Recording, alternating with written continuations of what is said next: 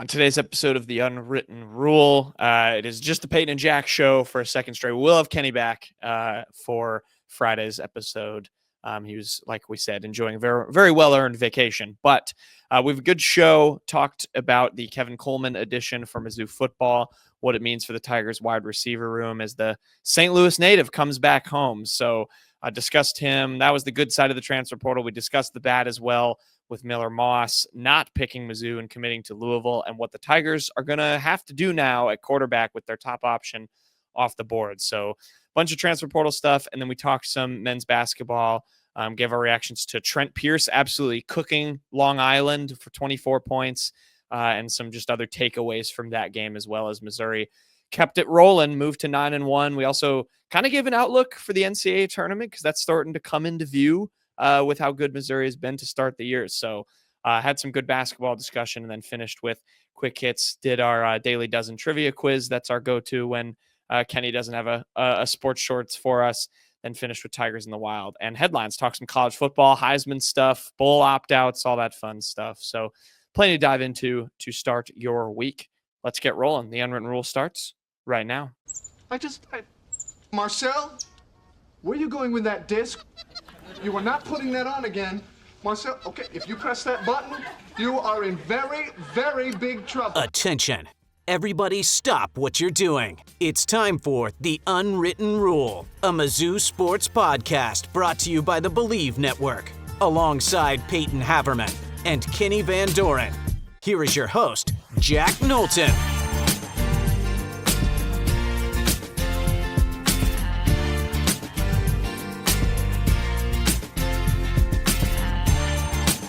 The Unwritten Rule today is Monday, December 16th, and Missouri has a wide receiver, Payton. Kevin Coleman Jr., we talked about him on the last show as someone who had been heavily linked to Missouri after entering the transfer portal for Mississippi State.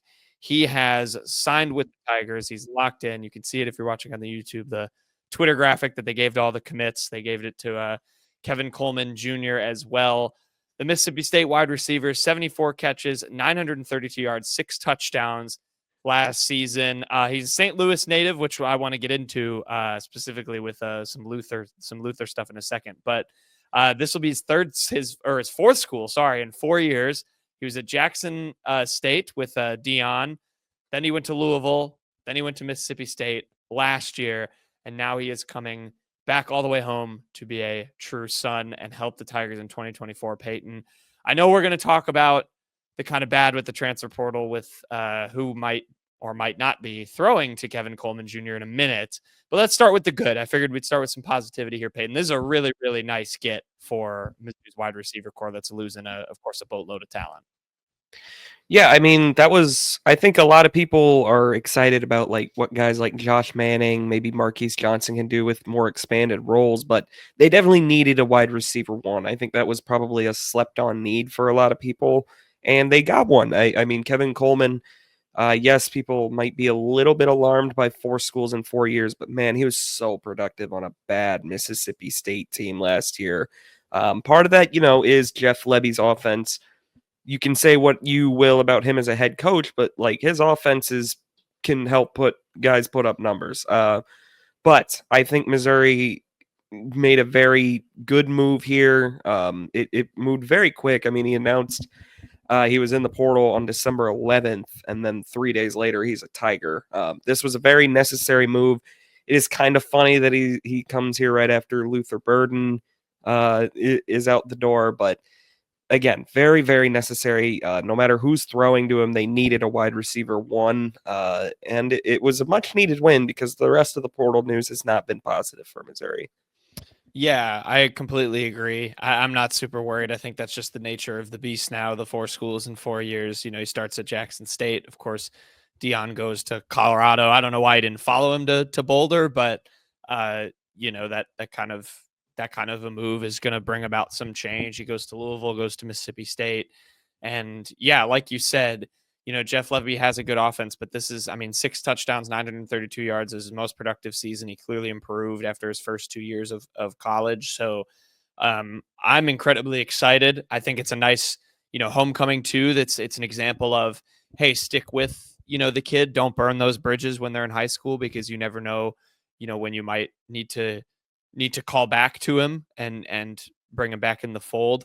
I do want to ask, what is the backstory for people who maybe don't know with Hibbett Luther? They were two St. Louis guys. I was doing some Twitter searching. I found a photo of the two of them together. Obviously, they were big kind of Metro St. Louis area products, but there was some beef stirring behind the behind the scenes when that was all happening. When Luther was joining Missouri and Kevin was, a high rated recruit himself, wasn't there? Yeah, a lot of it, is maybe you never know how much of it gets played up. Maybe for just message boards and stuff, but it did seem like the two kind of had a bit of a rivalry going back to their high school days. They were in the same class. Luther was the one with the 5th star. Kevin Coleman was just a 4-star comparatively. It never seemed like the two were going to be on the same team necessarily. I can't speak to it. I wasn't. I haven't. Privy? I don't know any of these people involved with this personally, but it does sound like there was always a bit of animosity between the two. Yeah, and he had number 3 in the Hayes Fawcett graphic, which I think people kind of also played up, like you said.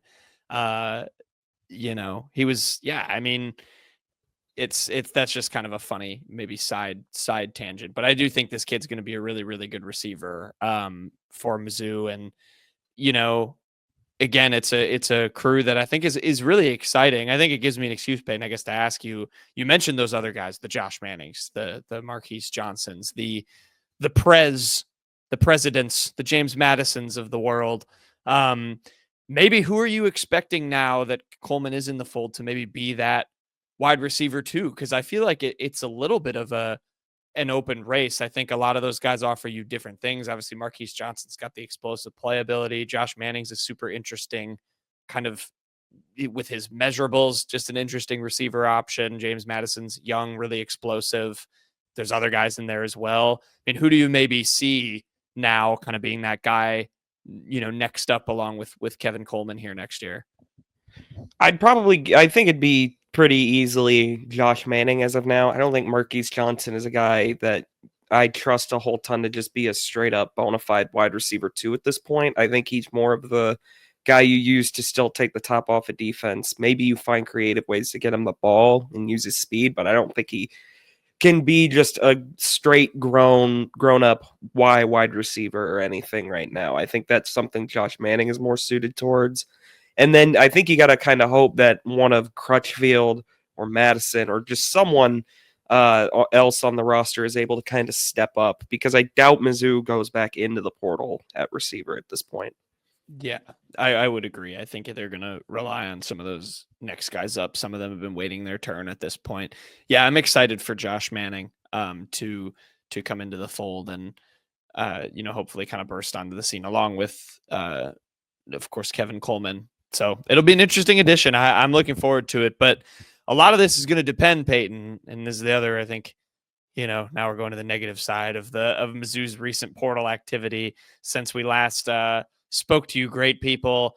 Who's going to throw him the ball? That's now a lot more of a question, because Mizzou's seemingly main target at quarterback in the transfer portal, Miller Moss, of course, the USC quarterback. We've talked about him a bunch of times on the past few shows. But he is not coming to Mizzou. He committed to Louisville a couple of days ago over Missouri. So the Tigers lose out on the Miller Moss sweepstakes. It is a bummer, Payton. I know this one stung for you and for, the Missouri fan base overall. I think a lot we're hoping to kind of land this guy. He felt, I know you talked about it, that perfect bridge option, and seemingly one of the better quarterbacks in the portal. But Mizzou missing out on Miller Moss in favor of Louisville. What do you make of it? And then we'll talk as well about, the future for Mizzou now having to turn their attention to somebody else. Well, it's not good because it was really a 2-horse race for Miller Moss between Louisville and Missouri, and that feels like one you really would like Mizzou to come away with. Maybe it doesn't mean that Missouri is not going to get a portal QB, but I think every chance you get to take one, you got to take one, because I don't really trust Drink's history in the portal with QBs, quite frankly. He tried to replace Brady Cook and Tyler Macon 3 times in the portal before 2022 with Jerry Bohannon, Jaden Daniels, and JT Daniels, and he whiffed on all 3, and they wound up with Jack Abraham. You really cannot end up with a Jack Abraham type this time around. I think next season you don't have to win 9 games again, but I think you want to keep your 7 to 8 win pace up, especially with a weaker roster. You probably are going to really need to keep QB stability. I don't think Drew Pine, Sam Horn, and then just another Abraham type is going to move the needle a whole lot. You maybe hope that Sam Horn could step up and win a competition in that scenario, but I don't really know that I trust a guy that's been on campus 3 years and is coming off a major arm injury, and he has yet to play meaningful snaps, really. So this one hurt a lot. There's still good options out there, but none of them are confirmed, to be taking a visit even to Mizzou at the moment. This was plan A, or at least the first Plan 1A.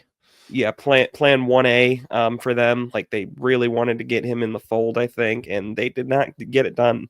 It's a straight up whiff. There's no real silver lining behind it. Yeah, and you look at the quarterback room too, and you can lump this news in there. I mean, right now you're looking, correct me if I'm missing a name here, Payton, but next year, like you said, it's going to be Sam Horn, Drew Pine. You've got Matt Zollers because, of course, Aiden Glover, one of their other long-term guys, entered the portal. He was only a 3-star recruit. I don't know how much run he would ended up getting, but you don't have him, as a longer-term option now, and it feels, kind of like it did at times this year, when Drew Pine was shaken up, I think, against Alabama, and you were like, wait, who are they supposed to turn to next here? And it doesn't feel like a very strong cast of characters between a guy coming off of Tommy John surgery, a quarterback who looked, largely not at the level when he was in Drew Pine, and then a true freshman coming off of a season-ending ankle surgery that, you hoped you wanted to bridge for. So it's a little bit of a dire situation, Peyton. And you mentioned the other names, and like you said, nothing's, super real yet with any of the other quarterbacks in the portal, just because, like you said, Miller Moss was the 1A, 1B, but who are some of those guys? I know you're looking just at the names themselves. Now who are you maybe turning your attention to someone you're like, all right, Mizzou, let's get this done now that Miller Moss was whiffed on?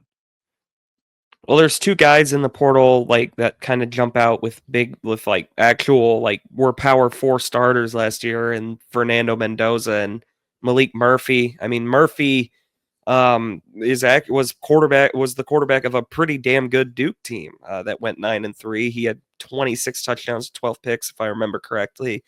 Fernando Mendoza, very productive year at Cal, even though they were just a 6-6 team. He had about 3,000 yards passing or something like that.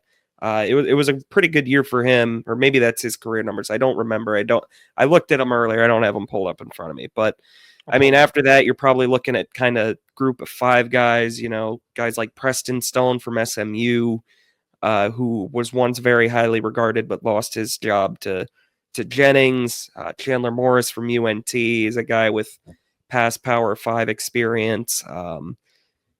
But again, I think if you don't really kind of get the more, or if you don't get like Fernando Mendoza or Malik Murphy, it kind of becomes very bleak very quickly there, because I think every group of 5 guy you're coming in is probably not going to be handed the starting job. Well, let me rephrase. I don't think Drink is just going out and saying straight up to these guys, you're going to win the job no matter who they are. But like everyone kind of, it's a wink and a nod thing. Like, yeah, Miller Moss, you have to come in and win the job. But like, he was going to be the starter. But that statement probably becomes true at the group of 5 level. So we'll see what happens. The next week is probably going to be very, very crucial to get the QB situation right. Just to clarify, Fernando Mendoza did throw for 3,000 yards last year. Completed 68.7% of his passes, 3,004 yards, 16 touchdowns, 6 picks for him. Murphy last year with Duke had just under. He was 2,933 yards, 26 touchdowns, 12 picks, completed 60% of his passes. So, yeah, I mean, two Power 5 guys who have experience. But yeah, I think that that kind of articulates just how kind of dire this situation is now, assuming, the portal's still open. It'll be open until December 28th. But with how fast this stuff happens, banking on other guys entering and doing different things is a hard thing to really look at. I don't know if you can bank on that. So yeah, the options are becoming pretty grim, Payton. I mean, I think regardless though, overall, they will get a quarterback in the portal, whether it's one way or another. I don't think they ride it out, if they don't like their options. I think they're going to just have to pull the trigger on somebody, right? Yeah, but I mean, at a certain point, it just becomes like almost worthless. I mean, you bring in a Jack Abraham type, who really cares at that point? I mean, you wouldn't be even rooting for someone of that caliber to start. You'd really rather see Sam Horn go out and win the job.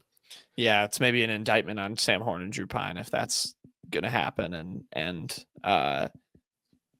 they're not able to win the job over some group of 5 guy. TJ Finley? What about TJ Finley? He's experienced at the Power 5 level. Over Western Kentucky. I was trying to think of the worst name I could possibly think of. That was a good one. It's a grim outlook for Mizzou. This was a stinger that they lost this one out to Louisville. I know Payton was checking the message boards 24/7 to be let down. I was analyzing Instagram follows. I was analyzing Twitter not likes, but like Twitter activity. I was on the prowl, and I was disappointed. Yeah. Better get it right, Drink. Yeah. You cannot whiff again on portal QBs. I mean, it goes back to hard luck. It goes back to the thing you said where, Mizzou is trying to have that program jump that is so hard to make, and you need things to go your way. That applies just as much in the off season as it does during the year. And, you need to win battles like this. So it's a nervy prospect that he wasn't able to, even if you do have a good long-term option in Matt Zollers, you needed someone to bridge that, and they weren't able to get their first guy. But we'll see where Mizzou kind of turns. We'll obviously have our finger on the pulse there for what are their options. Like I mentioned too, Mizzou, of course, lost Aiden Glover to the transfer portal in the last couple of days. I believe he entered on Friday, the 3-star quarterback out of Tennessee. And then Jalen Brown, the defensive lineman, Payton, or defensive end, excuse me.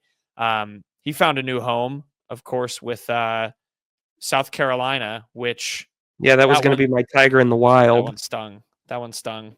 Oh yeah, we'll get to him. That one stings too. Keep him in the SEC. Yeah. But yeah, Miller Moss, no. Kevin Coleman, yes, but who's he going to throw to? It's the Jamar Chase Penei Sewell meme. Mm-hmm. It's just it doesn't really apply here though. No, you just replace Penei Sewell with the quarterback. It's just Kevin. Why would the quarterback would be at left tackle in that graph? No, just be the quarterback instead of the left tackle. Oh, I get what you're saying. Then the left tackle is, Caden Green, and he's blocking fine. But then it's TJ Finley, and the ball just sails 30 yards out of bounds and doesn't hit Kevin Coleman. It works. Right. The meme works. It doesn't. Moving on. All right. So Miller Moss not picking Mizzou. It's a little bit dire in the transfer situation right now. But where it's not dire, Payton, is on the hardwood, because Missouri did not have the ultimate letdown game of the century after Kansas. Went out, crushed LIU. The Sharks did not come into Columbia and cause any chaos. Mizzou won that game 88-61. Payton, we're going to start right here. Holy shit, it was the Trent Pierce game. I almost said Trent Burns. I love Trent Burns, friend of the program. It was the Trent Pierce game, Payton. 24 points, 5-11 from 3, 4 rebounds, 3 steals. He had a block as well. It's the full circle moment, for what we learned about Trent Pierce before the start of last season and the positive rave reviews we were getting, and didn't ultimately come to fruition last year. But man, he was damn good, taking advantage of a lot of space beyond the 3-point line. What'd you make of him? I think that's the only fitting place to start here after Mizzou crushes Long Island. Well, my take is that I'm a basketball genius, because I said when you asked who's someone you want to see kind of take a step up. I said Trent Burns, and he did that in a big way. Trent Pierce did it again too. Dang He it! did You too. planted Yeah, that seed in my that's head. okay. Well, Trent Pierce. It's my fault. But no, it was a very, very nice game for him. 24 points. Nice to see him get that 3-point shot start to fall again. He made 5 of his 3-pointers in this game after making, I think it was just 4 all year. So he got back on track there. Nice to see him do well at the charity stripe as well, 3 for 3. So very good there. 3 for 3 on his shots inside the arc. That's also encouraging. He's still, people got to remember, 6'10", so he has the size to kind of make some plays in there as well, and the length, I would say. The all around very good game from him. Missouri in general, it was nice to see them. This was their first real good 3-point performance without Caleb Grill. I mean, going 14 for 28 will certainly play. Not great from the line. They honestly, it's nice to say that 19 shots from the line does not feel like many for them. It doesn't feel like a whole ton, and they only made 12 of them. Overall, this is a team LIU was a team that you could get away with that with. It was very clearly a show up and handle your business game. They didn't look past LIU, but they showed up. They didn't do anything crazy. They got it done. Yeah, I would agree. I think you're right. It's a good trend that 19 free throws feels like few, and 63.2% from the line is a really bad showing for a Missouri team that's been great from the free throw line all year. I completely agree with Pierce. I will say he had a lot of time on a lot of those threes. LIU was not getting out to Mizzou's shooters very quickly. But hey, you know what? You got to have the instincts to take and make them, and he did. So I won't take anything away from his performance. I think no matter, for freshmen and sophomores, I think no matter who the opponent is, to have a positive game like this just does, I think, a lot of wonders for your confidence as well. I want to ask you about this, Payton, because I was just, I'm kind of, obviously watched the game too, but box score watching post game, you're looking at the minutes disparity, and I want to turn to Mizzou's second leading scorer against LIU. They had 3 guys in double figures with Pierce, Marquez Warwick, and Mark Mitchell. I want to look at Warwick. I want to ask you about this because I look at Marquez Warwick. He had 16 points in 26 minutes. He was also plus 31, which Mark Mitchell was plus 32. He's actually higher. I love when you see those games, by the way, where it's such a blowout that your plus minus is that high when you're on the floor. But that's a good sign. But that's not my question. 16 points, 26 minutes. And then I look at, Tamar Bates, who obviously stepped up massively against Kansas. Against LIU, only 16 minutes, which I think is fair. 6 points. They didn't need him, obviously, and to beat the Tamar Bates that we're used to seeing. But, I thought about the way both of those guys play and what they kind of have given Mizzou this year and just, what they give overall in terms of their play style. How much do you see maybe a potential, sort of feed the hot hand situation with the two of them where against a better opponent, if Bates, maybe his shot's not falling, you can kind of trust that you can turn to Warwick and he gives you something kind of similar offensively, that Bates does. You don't have to change too much of your style, but you can turn to a different guy. And if Bates is clicking, you can leave him out there. It just feels to me like you don't have to rely as much on Tamar Bates to do absolutely everything, which I felt like last year was a big problem. That was a lot of burden to put on a guy who's a very good scorer, but I kind of like the potential of Warwick. It's sort of you can feed the hot hand. If one of them is really clicking, you can leave him out there. I think that's just how it's going to be in general for Dennis Gates this year. Look, Dennis Gates, I think the Kansas game, going from the Kansas game rotations to this one, I think he proved he's no dummy when it comes to these rotations anymore. Mm-hmm. He didn't play Jacob Cruz. He didn't play Honor Boateng against Kansas because he knows they were not ready for that game. But, I mean, seeing those guys come in this game, I think proves he's trying to get just as many guys like up to speed as he can. So, like you said, he can just figure out who's hot on any given night and keep them playing. I think Marquez Warwick is certainly one that you'll see do that more often than not for a lot of games because, again, we've talked about it before, the dude is just a flat-out scorer. It doesn't necessarily have to even be a Tamar versus Marquez Warwick thing. I mean, if Tony Perkins isn't giving you anything on a given night, Marquez Warwick probably can come off the bench and give you a few quick points and spark the offense a bit. I definitely agree with you. He's a guy that can unclog the offense a bit if it starts to get stagnant. I think there's a few different guys that have that potential, and that's probably the biggest difference between last season and this one, is that there are a lot of different guys that I think Mizzou can rely on and on any given night, rather than just having it have to be the Sean East or Tamar Bates show night in and night out like it was last year. Yeah, exactly. I think you're right with how he's kind of trying to get players up to speed. I like what you said with that there. And yeah, I just think play style wise, it's two guys that I don't know if I necessarily want to see them on the court at the same time, just because they do give you a lot of kind of similar things. But it's nice that you can, I don't know, I don't want to degrade Marquez Warwick's game in this way, but it's almost like you can have Tamar Bates and then maybe a Tamar Bates light off the bench at times. Marquez Warwick obviously does plenty on his own to not, warrant being a step below Tamar Bates necessarily. But yeah, I think it's a good thing for this team's depth. I think there are just plenty of players, and who knows, like you said, if guys like Jacob Cruz or Anar Boateng this season or T.O. Barrett this season will get to that point where you're playing, a Texas A&M or a Mississippi State, and you can rely on those guys. That might not happen this year, but you're right. It's better to, in these blood donor games, divide that rotation where you have, Tamar Bates play 16 minutes, Josh Gray play 9 minutes, two guys that are going to be heavily relied on. And then you can have Jacob Cruz play 13 minutes and Anar Boateng, I guess he only played 8, but you get him some run and just like, keep their confidence up, keep their fitness up for the freshmen, start to develop some stuff. I think it's promising. I will also shout out Aiden Shaw. This is my only other thing from this game. Another just like seemingly like he's embrace of this, like you said, I think last show, Payton, this not super relying on him scoring a ton of points, but 6 points, 5 rebounds, had 2 assists and 2 blocks, was plus 25 in 26 minutes. I mean, I'll take that every day for the rest of the season, Aiden Shaw, please and thank you. Like, that's great to me. Yeah, I'd like to see him. He's definitely more confident. I mean, he's taking 3-pointers. His 3-pointer was a very funny looking make, but it went in. He's confident when he's in taking shots. I mean, those middies kind of didn't fall for him yesterday very reliably, but I still want him to keep taking those because he's close on them. But like you said, I mean, hounded the boards. He's never going to be a big stat sheet stuffer.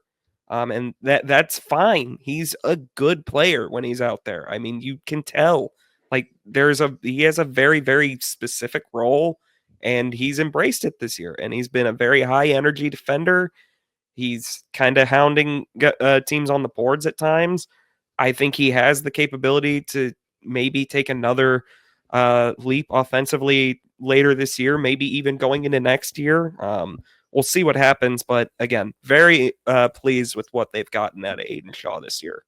Yeah, I agree. They really have found a good role for him, and I think he's embraced that. And you're never worried. Like, I am never worried about Aiden Shaw being on the floor and being any sort of a net negative, even if he isn't scoring. I think he just gives you so much, and I think that is what we've been waiting for. And you're right. I'm really excited to see, hopefully, any leaps it takes, or any offensive leaps to me are like a nice cherry on top of what you're getting from him. So love what I'm seeing from Aiden Shaw. He's just like, it's nice. Like, he might be the best athlete on the floor in any given night, like from a measurable standpoint, which is just fun. Do you have any other things from this game? And then I'll touch on Jacksonville State briefly.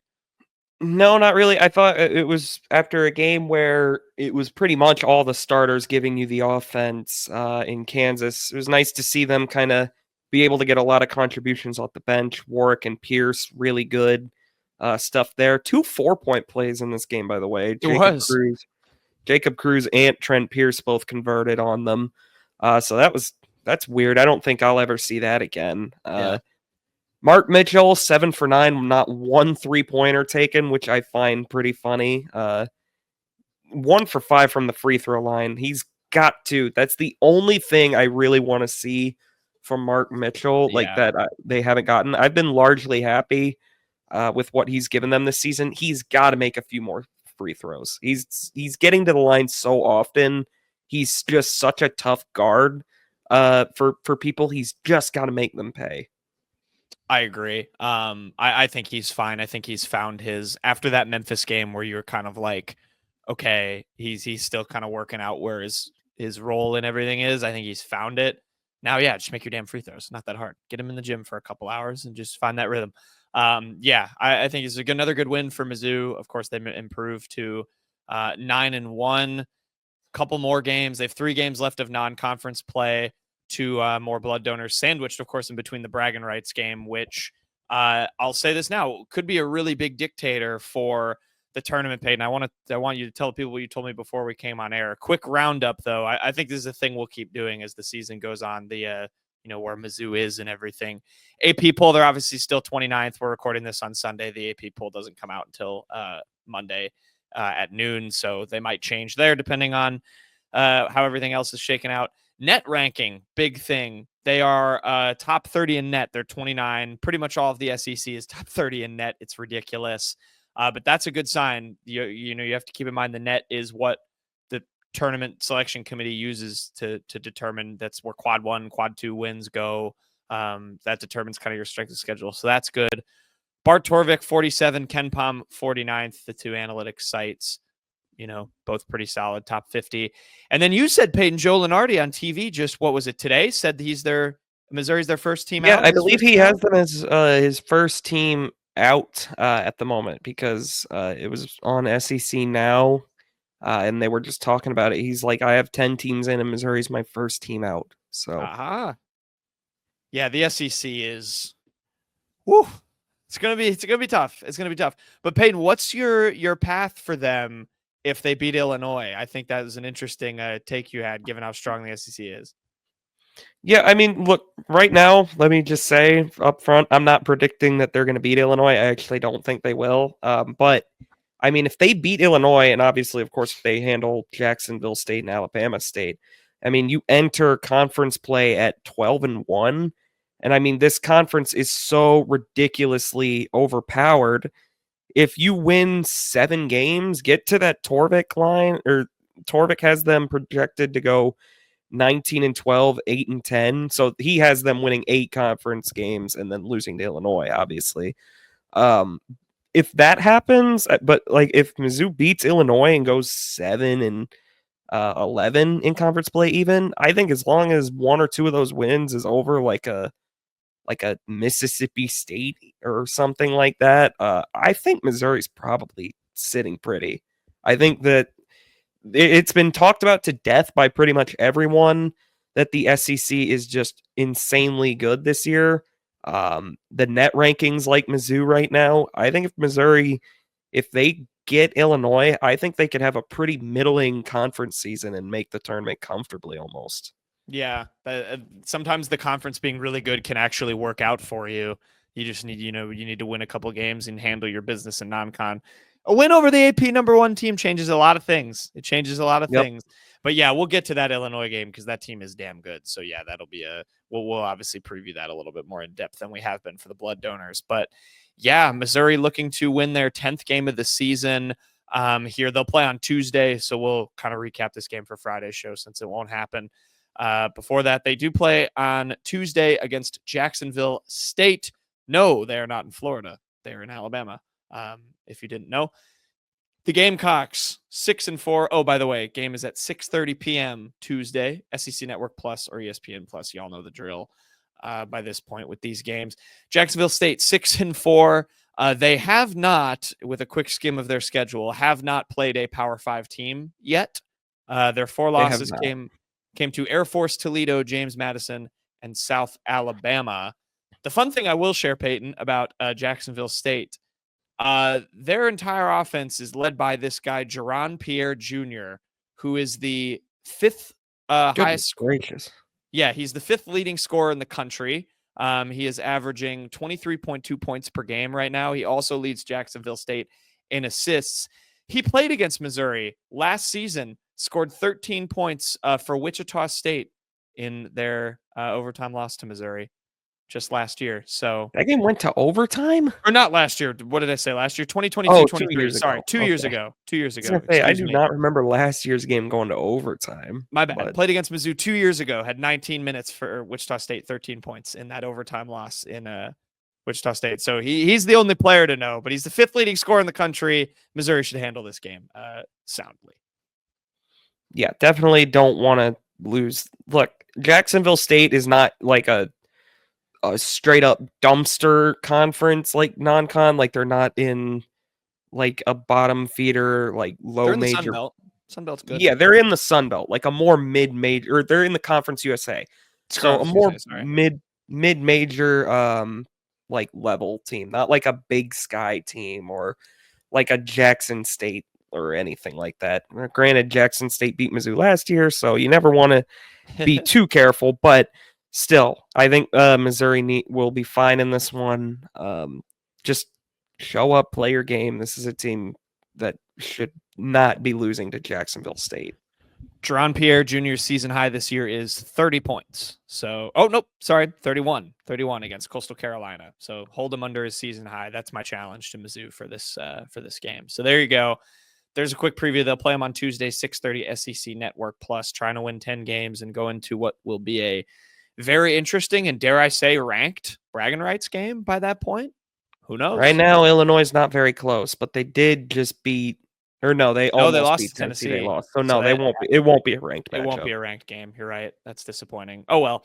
Yeah, that'll be a huge one. We'll obviously talk about that next, as we build up toward it. But yeah, there's Mizzou men's basketball. Promising stuff for the Tigers.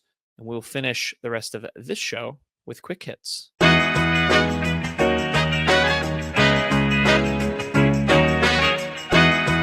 Okay, quick hits time. We'll finish out the show. Kenny is not here, which means no Ken Sports Shorts custom quiz, which means we're going back to our good old reliable Payton and Jack attempt to conquer the Daily Dozen trivia, and Kenny roasts us when he listens back to the show, and we missed questions that he would have gotten correct very easily. So, Payton, how many are we going to get right today?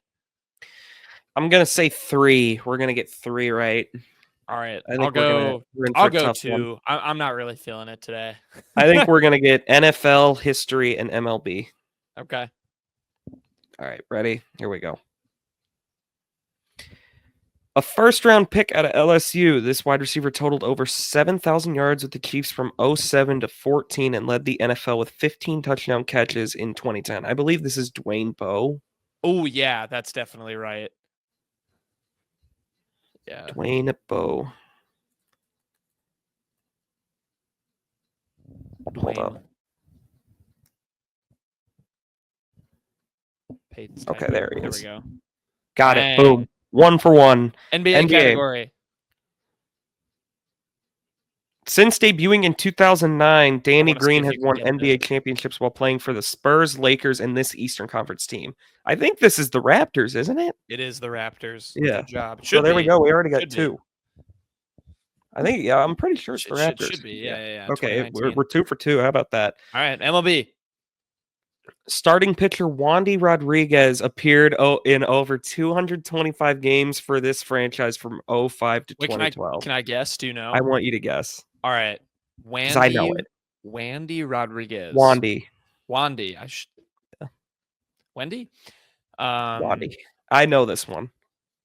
All right. You know it off the bat. Thinking this is like a Baltimore Orioles situation. Incorrect. All right. Oh, do I have the right? Is it AL or NL? That's a little tricky because right now they're an AL team, but when he pitched for them, they were an NL team. The Astros? Yup, Kenny is smiling because it's the Aha. Houston Astros. But look at that. We're 3 for 3 right now. All right, history question. History question. Who president of the United States? That's how it reads. Who Typo. president of the United States in 1950 when the Korean War started? That would be Harry Truman. Yeah. Missouri's own. Yep. Boom. We're 4 for 4. 4 for 4. Celebrity matchup. I hate this one. Matchup. We're gonna move through this quickly so that people that are just listening don't get bored. Who's the I guy? have no idea, dude. No, who? Okay, I know one of these. I think from the hair. Who is the guy, who plays? Oh, is it Rob Lowe? Who's the guy that plays on Parks and Rec? He plays the like crazy, Yes, it's Rob Lowe. like health nut guy. I think one of those is him. And then, is that not Meryl I have Streep? no idea who that is. Is it not Meryl Streep? I'll try Meryl Streep. That's select. Nope. Incorrect. Fuck. Oh, I thought I kind of cooked there. Sorry for my language, It listeners. was better than I got. So founded in Dallas in Chain restaurants, by the way. Founded in Dallas in 1941, this fast casual chain has become the largest barbecue chain worldwide and is known for smoking its meats over a wood pit as well as its big yellow cups. Is this Dickies? Oh, probably. I don't I'm gonna know. try Dickies. Because it's not Roadhouse or wait, hold on. Oh, Yeah, I got it right. Hold on. Anyways, we have 5 already. 5 for 5. 6 right now. Television. Matt LeBlanc played a satirical version of himself in this Showtime sitcom that ran from 2011 to 2017. I have no idea who Matt LeBlanc is. I don't know. Matlock. Can you even tell me a Showtime show? Yeah, I don't think I could tell you any Showtime sitcoms. Empire. Empire's not a sitcom. Movies. Movies. Rival stage magicians feud over a perfect you got teleportation this. trick in this 2006 You got this, Payton. psychological thriller directed by Christopher Nolan. Oh, I know this movie. I don't know the name of it. I do. I wanted you to see if you can get it. What's the name of it? Because I do know the movie. It's like The Prestige or something. Oh, wait a minute. Yeah, I think that's right. I was actually thinking of a different movie, but I think you got it right. Prestige is right. So we got 6. 6. Music. Come on. Let's lock in for music.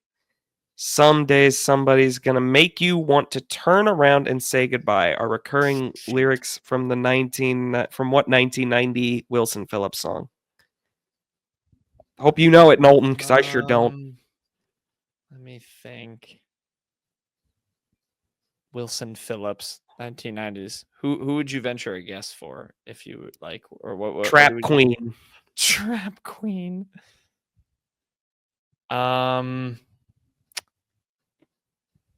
This feels like something Kenny would have. Hold on.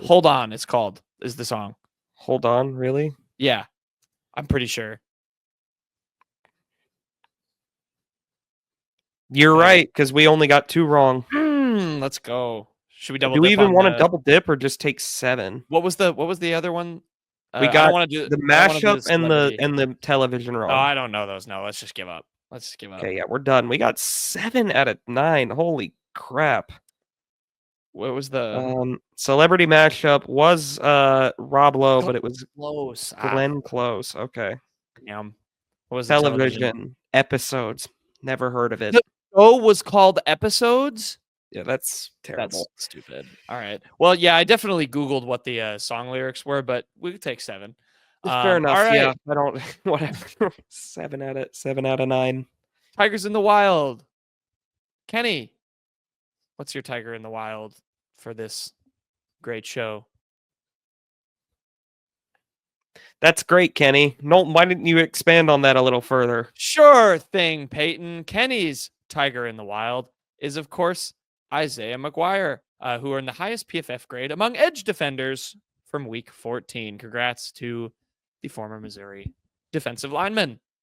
He was 93, by the way. I didn't read the giant number in the graphic. If you're not watching on the YouTube, 93.7. That is a very high grade. If you do not know what PFF is, it's out of 100. So he also played a few snaps today. I saw because Myles Garrett got poked in the eye.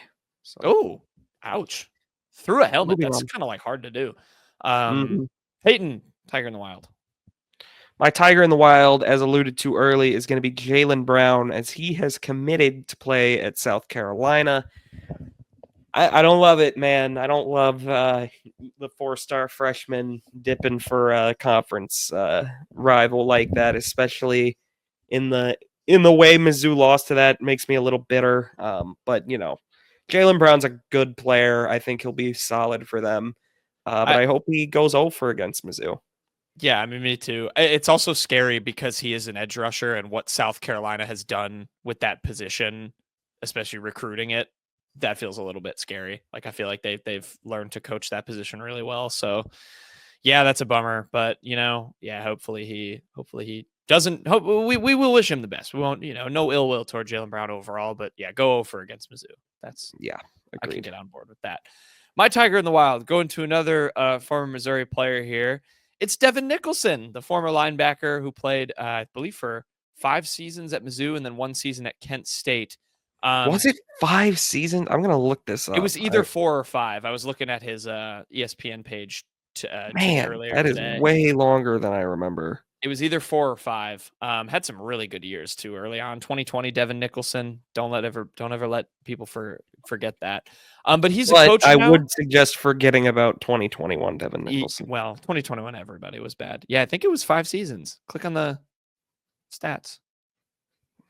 I think it's 4. 4. Okay, wow, sorry. that is more. Okay, he lost his spot in 22. That's why I don't remember that. Yep. So 4 in 1 year with Kent State with Mizzou, but he's now a coach. He's actually back at his alma mater over in the Detroit area at Cass Tech High School. He's their linebackers coach, and they won the state championship. They beat Hudsonville 42-20 in the house that Ennis Rakestraw built at Ford Field in Detroit, Michigan.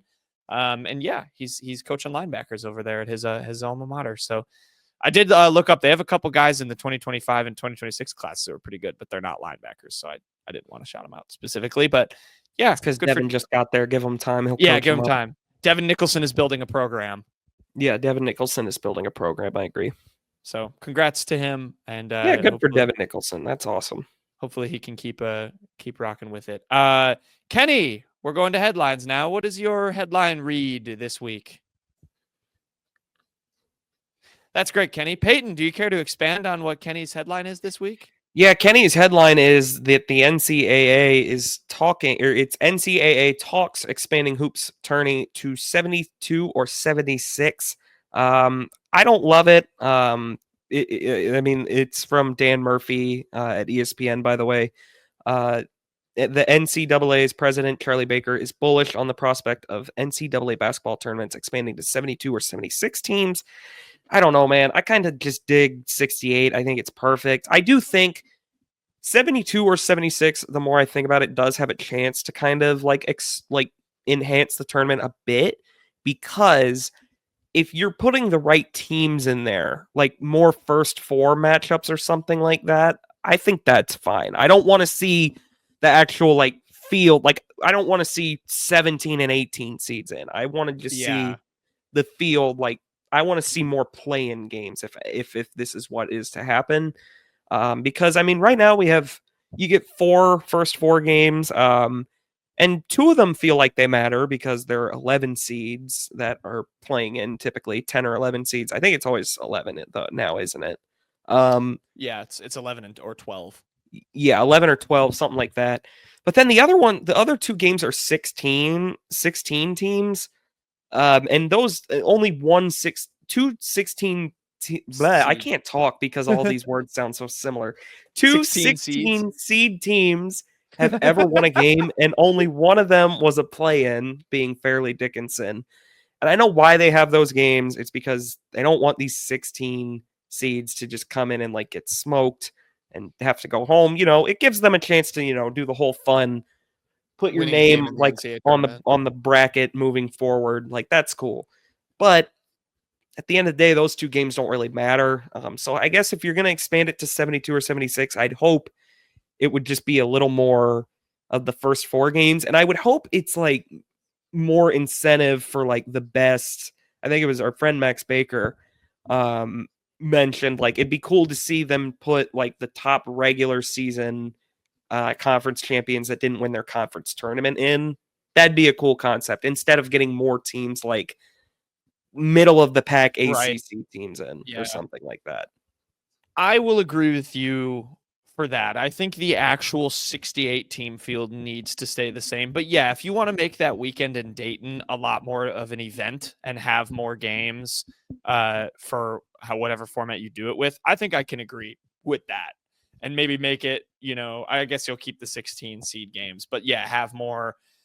Make it you could almost make it more like one of these multi-team events in November where you have like a small little tournament and maybe the winner of that gets the 12 seed in the whatever region. Like you make it kind of more like that. But yeah, are you Googling Dennis Gates' thoughts on tournament expansion? He's all for it. Dennis Gates wants 100. I know he is. I want to find it. Yeah, His old tweet about he wants it. 100. He tweeted, what was it, like the metrics? It was all about the he tweeted all the metrics of like having 95. Yeah, Men basketball NCAA tournament expansion facts, and it's literally just how many teams were in the tournament like each year. That's all it is. Yeah, Dennis. There's no real like breakdown or anything. It's just there were 68 teams from 2012 or 2011 onward. Yeah, Dennis is very pro NCAA tournament expansion. Yeah. So there you go. All right, Payton, what's your headline this week? We'll see what happens with the tournament. My headline is going to be something that I think a lot of people have been fearing for a while now. It has finally happened. A team is pulled out of a bowl game due to opt-outs. Marshall, the Sun Belt champion, they opted out of their bowl game after there were transfers and a coaching change. This is from Adam Rittenberger, or just Rittenberg, sorry. Yeah, sorry, Adam Rittenberg at ESPN. It's lunchtime. This one does have a little bit more context behind it. Charles Huff, who was Marshall's coach, they just flat out didn't extend him, Marshall. They just didn't want to do it, so they let him walk, and he went to 1-11 Southern Miss, another Sun Belt team, and the players basically revolted and left. So it's not just like a team that had a middling season, had a ton of opt-outs and left. There was more to it, but it's still not a good look. I mean, this was supposed to be the bowl game they were in was the Independence Bowl. And they were going to play Army, like the AAC champion. So this was going to be a champion versus champion matchup, but Marshall, so many opt-outs. I believe their top 3 quarterbacks are not playing and we're not going to play in this game.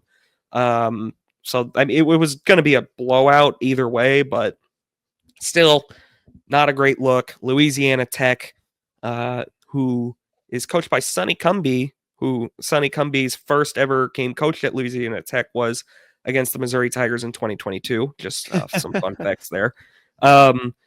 That is the team that will play Army instead. It's a bummer. I hate seeing teams just not being able to play because of opt-outs, but this one, I guess, does have a little bit of more nuance to it. Yeah, there was more weirdness. That's fair. But yeah, I wonder how much more you're going to ever see this, whether it's bigger teams.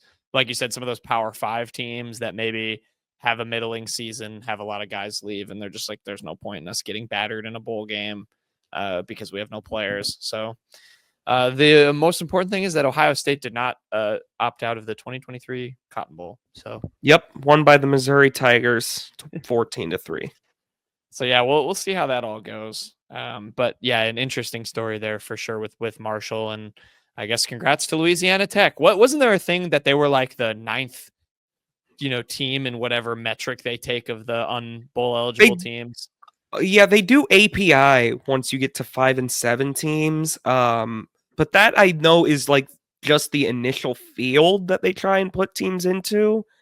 And it's also that's like, I don't think that they have to do API if they're trying to find replacements. Okay. Plus, this game is played in Shreveport, Louisiana. Louisiana Tech is nearby. Yeah, it's more of a let's try and get some tickets sold for this. So yeah, I just think you think like you're not getting a Big Ten middling team to go down there for a game. Like, you're not gonna get a 5 and 7. Like, I don't know even who went 5 and 7 this year, but you're not gonna get like a power conference team or anything to go down there. Yeah, makes sense. My headline this week reads as follows: Colorado two-way star Travis Hunter wins Heisman Trophy. Actually, I picked an article just from ESPN that doesn't even have an author, so sorry about that. But yeah, Payton, Travis Hunter winning the Heisman. Obviously, this was, I think it said, the most contested Heisman race since 2009 in terms of votes, which was the Mark Ingram, Toby Gerhart one. Great deep cut name there for college football fans. But yeah, what'd you think of this, Payton? What would your hypothetical Heisman vote have gone to? Travis Hunter, he won. I go back and forth, Yeah. like literally almost by the hour by who I think I would have voted for, because I see it both ways. I think people are being ridiculous when they say Travis Hunter only won it because of snap count. Mm-hmm. I don't think that's like, and people will bring up like, oh, Jabril Peppers played a bunch of, like, it's not the same. Like, Travis Hunter was a top 10 at worst player at both cornerback and wide receiver. And he helped key the most box office team that almost, or arguably the most box office team, going 9-3 this season. And that matters to voters. It matters to just the grand scheme of things. I think if you were to ask me right now, I think I'd have voted for Genty. Just because the numbers he had were absolutely absurd. But I think this was a very fittingly tight race. Like, these two deserve to be neck and neck. Well, as neck as a Heisman race can typically be. Mm-hmm. I don't think that people should be as outraged as they are at Travis Hunter winning it. But at the same time, I do get like people saying it does have a bit of pomp and circumstance that probably helped him win it. I do get that argument. But at the end of the day, I think Travis Hunter is such a good player that I think people kind of lose sight of that in this argument. I agree with you. I would have been fine with either. I think I'm happy Travis Hunter won it just because he's the like, it's kind of tough. Like, Genty, yeah, he was a generational talent, but you do have generational running backs. You've never had a player like Travis Hunter before be this good at corner and this good at wide receiver, like you said.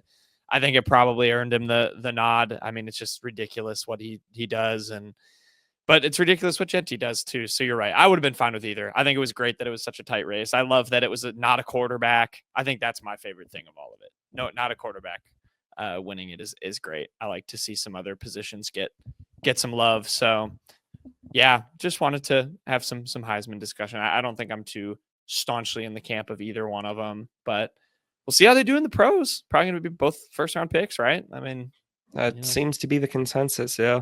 We'll see how it stacks up. Was there any other award that you were surprised by? I know people were mad that Hunter won over Nick Nash for the Bolitnikov. I know people were a little frustrated by that one. There was no dominant receipt. Like, Nick Nash was not like a runaway winner of that. Yeah. Like, you could have made the argument for pretty much anyone in that field, I think. I don't think it was that big a deal. Fair. That's fair. Was there any award you contested? They're just always. No, I don't even know who won half of them. Like, who won the Doak? Or Genty obviously won the Doak, but Genty, sorry, I always mispronounce his name. I get yelled at for that every time. I think I didn't care that much about it. Yeah. Well, there you go. I mean, hey, Genty's gonna have the last laugh of the season because they're in the playoffs. So we'll see how he does. He can break Barry Sanders' record. So I guess we'll see if he's able to do it. All right, that's all I have from headlines. We didn't have a ratio. Does Payton have a joke? I sure do, Knowlton. This one comes from our favorite TV series, The Today Show. Knowlton, I adopted a dog from a blacksmith. Mm-hmm. As soon as I brought him home, he made a bolt for the door. That's good. That's good. Yeah, that's a good one. Good. That's a good one. That wasn't a guess one. Nope. Just a straight up joke. All right, fair enough. Enjoy the Jacksonville State game. Hopefully it's another smooth sailing for Mizzou as we prepare for bragging rights coming up. And we'll have plenty of football off-season talk on Friday. Subscribe on the YouTube if you're listening. Like the video. Comment anything down below that you would like to share with your Mizzou fans. Maybe your anger at Miller Moss not signing. Follow us on Spotify and any other listening platforms, Apple Podcasts if you're listening. And we will see you guys next time with Kenny